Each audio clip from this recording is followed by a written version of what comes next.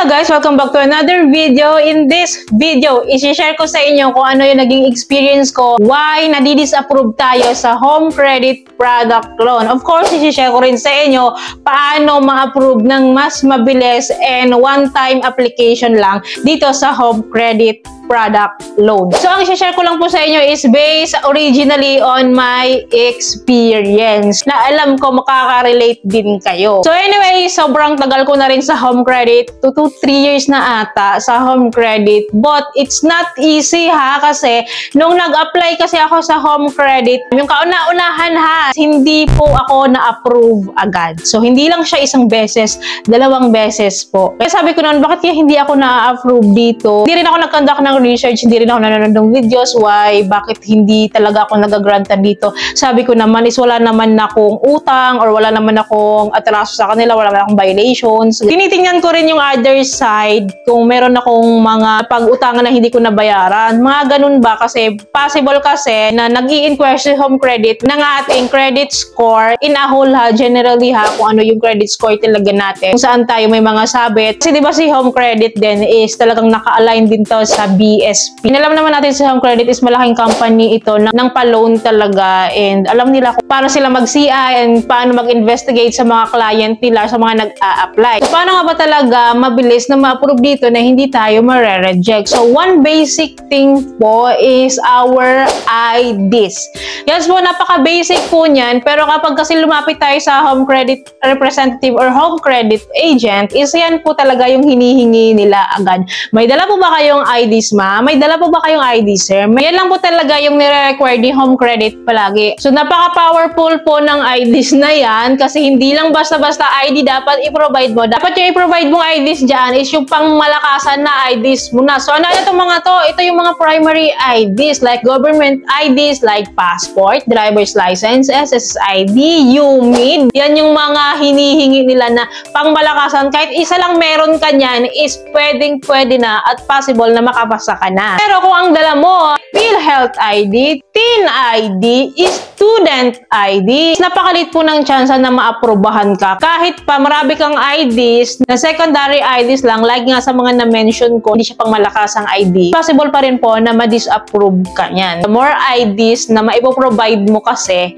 the more chances na maaprobahan ka dito. So, isa pa, sa ID po, doon po makikita yung address natin. So, mahalaga rin po na makikita doon kasi di ba pipicturean yan, i-scan yan doon sa app. System po ang nag-check niyan. Makikita niya doon yung address natin and iba pa nating details. So, mahalaga po doon yung address natin sa ID. Bakit? Kasi once na hindi tayo makapagbayad, doon po nila tayo pupuntahan sa home address natin, sa ID natin. Doon po tayo sisingilin. Kaya napakahalaga po ng IDs. Kasi pag hindi po match yung IDs mo doon sa pinipilapan mo na form na address mo is baka magkakaroon ka ng problema. Kasi napakahalaga po sa kanila niyan. Kasi 'di ba online application lang po ito.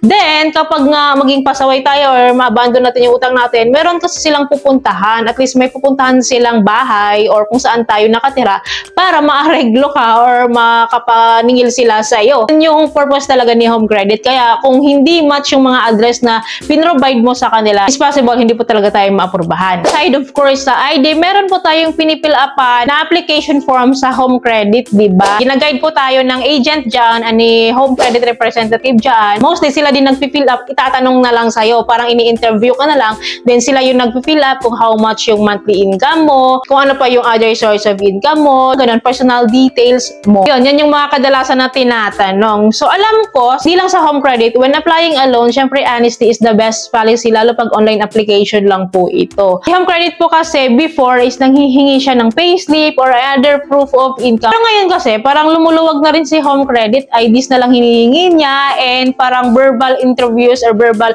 application na lang. Kung ano yung sinabi mo, kung ano yung sinulat mo dyan, yan na yon. Parang system ang mag-generate, system ang mag-i-evaluate para maaprubahan ka. So, ganun yung ginagawa ni home credit talaga lately. Kaya sinasabi ko sa inyo, honesty is the best policy. Be sure yung sinasabi nyo is mapapanindigan nyo ha. For example, ito, napaka-common nito, napaka-common na tinatanong at pala laging tinatanong po ito sa home credit, magkano yung monthly income mo? Ano yung mga another sources of income mo? Magkano yung mga other sources of income mo? Napakahalaga po nito kay home credit. Ito syempre makikita ni home credit kung may kakayanan ka ba talagang magbayad. Kasi malaki nga yung nare-receive mo or generate mo na income. So, be careful sa portion na ito. Of course, I don't recommend na mag-lie kayo or magsinungaling kayo sa income nyo para maapurbahan kayo. Syempre, be sure lang ha, kapag nag-declare kayo ng income, mapanindigan nyo talaga na kaya nyo yung monthly. Yun lang yung pinaka-tips ko sa inyo. The higher the declaration of your income talaga, the higher the chance na maapurbahan ka dito. Believe me. Kaya ko po ito nasabi kasi based on my experience, ito rin po yung failure ko noon. Nanguha po ako ng item or ng electronics na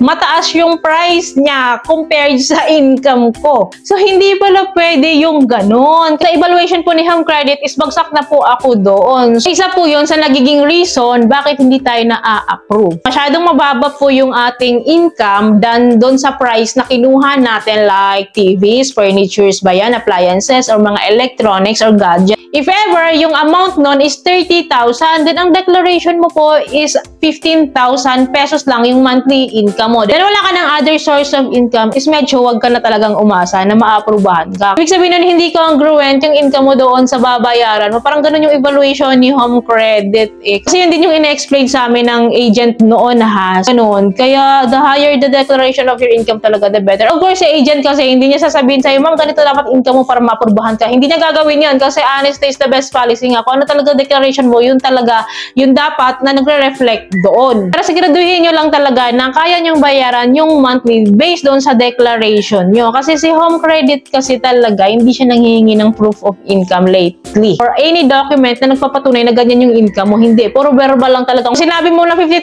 yung income mo, is 50,000 yung ilalagay talaga nila doon. Hindi ka naman nila tatanungin nasaan yung proof of income mo, nasaan yung katunayan na ganito nga yung income mo. Wala pong ganun si home credit. Kaya verbal lang talaga. Sabi ko sa inyo, the higher the declaration, the higher the chance na maapurbahan talaga. So, based lang yun sa experience ko ha. Kasi nung time na hinire ko yung declaration ko, kasi that time kasi medyo higher na rin naman yung sources of income, is yun nga naapurbahan po tayo. So, ang laki po ng factor nun, maniwala kayo. The next tip po, sa application kasi tinatanong po tayo dyan kung nakatira ba tayo sa ating own house or rented ba tayo or living with parents. Once na ang sinagot mo dyan is rented, is may factor po yon na hindi ka ma-approve. So, malit lang naman yung chance na hindi ka ma-approve, pero may chance pa rin na ma-disapprove ka dahil rented ka. Kasi ayaw nila nang nagre-renta ka. Kasi ang possibility kasi noon, doon sa address na binigay mo is kung nagre-rent ka lang, possible na pwede kang umalis dyan and palipat-lipat ka ng bahay, hindi ka nila matutunton. So, may possibility po yun. Kaya ako sa'yo, pwede mo na lang din sabihin na living with parents ka. Sa parents mo, possible kasi na iisipin ni home credit na permanent address mo yon, or pwede rin sabihin mo na kung may own house ka naman talaga, so why not, diba? Kasi hindi naman sila nanghihingi ng proof na kailangan nila ng titulo ng bahay mo. Gusto lang kasi ni home credit yung detection nga ng address mo, ng permanent address mo. Be careful talaga sa mga sinasagot natin sa application kasi dyan talaga nila i-base yun. Of course, pag-isipan yung mabuti, huwag kayong sagot ng sagot. And i-assess mo mabuti sa sarili mo na kaya ko naman talaga, diba? Alam mo naman yan eh. Alam natin yan na kaya talaga natin. Kaya ipaglaban nyo para makapag-loan kayo dito. Kasi based on my experience, upon doing that, yan yung mga last na tinatandaan kong tanong doon sa home credit. Doon po kasi talaga ako na-approve. Kasi nga sabi ko sa inyo, hindi rin naman ako na-approve 2 beses. Then pangatlo, ginalingan ko na, kaya ako na-approve. And one more thing ha, so hindi porket meron na tayong product loan na existing, then meron tayong opportunity na mag-apply ulit ng another product loan kasi minsan meron tayong mga offer dyan sa app, diba? And na-offeran tayo kahit may existing tayong mga product loan. So, hindi po ibig sabihin na nakapasa ka sa unang product loan application is makakapasa ka sa pangalawa or pangatlo ng application. Kasi i-evaluate ka ulit nila, update ulit nila yung info mo, may nabago pa, lalo yung monthly income mo or yung mga other sources of income mo, i-update lahat pati IDs mo. Huwag pa kampante na maaprubahan ka, di porket naaprubahan ka nung una. But malaki kasi yung possibility maaprubahan ka kasi naaprubahan ka nung una. Be consistent lang doon sa sinagot mo nung una, and as much as possible, mas nag-increase pa yung monthly income mo dapat. So, yun lamang po. I hope may natutunan kayo sa video ito. I hope nakatulong tong video sa inyo. Kung nagustuhan niyo yung video, please don't forget to like, share, and subscribe. And click yung bell button para update kayo sa mga bago pa pong mga videos like this. Thank you for watching this video. Bye!